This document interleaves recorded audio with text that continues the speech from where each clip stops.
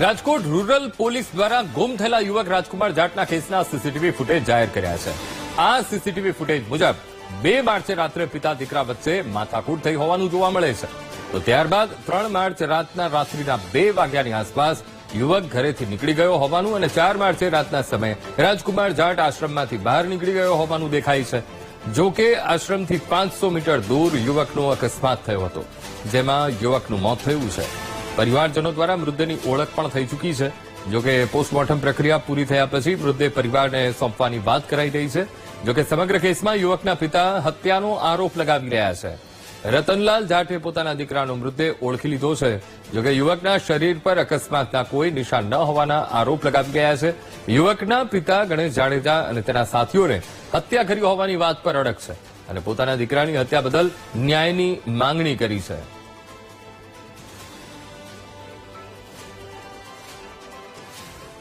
सभी भारतवासियों, मेरे साथ बहुत बड़ी क्रिमिनल कॉन्स्पिरेसी हो रही है। मेरे को समझ में ही नहीं आ रहा कि अभी जो थोड़ी देर पहले मैंने बोला है सर कि ये मेरा बच्चा नहीं है, मैंने वो देख के मेरे को फुटेज अभी बताया था, वो फुटेज देख के मैंने बोला कि ये नहीं है, क्योंकि उसको लाल शर्ट पहनाया हुआ था।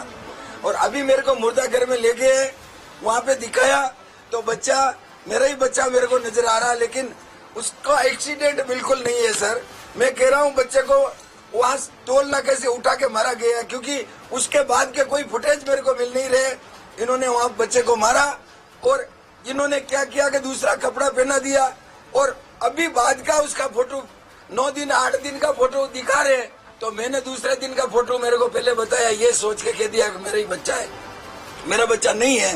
मतलब वो फोटो पहले फुटेज देखे, फिर मैंने लाश देखी तो बेटा मेरा ही है, लेकिन मतलब उसकी हत्या हुई है, उसको मार के वहां डाला गया है। बस मेरी ये जांच होनी चाहिए भाई और बहनों, और कुछ नहीं शिकायत है मेरी, यही मेरे को कहना है।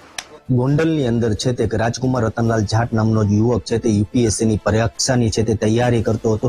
ત્યારબાદ છે 6 દિવસ પહેલા છે તે ઘરેથી છે ગુમસુદ થયો છે। ત્યારે આપણે સીધા દ્રશ્યો દેખાડવાનો પ્રયત્ન કરી કે જે રતનલાલ છે તે રતનલાલનો પરિવાર છે તે ગોંડલના ગાયત્રી નગરમાં છે તે છેલ્લા 30 વર્ષ થયા છે તે આ જ ઘરની અંદર રહેતો હતો। છેલ્લા 6 દિવસથી આ તેનો પુત્ર છે તે ગુમસુદ છે તે જોવા મળી રહ્યો હતો।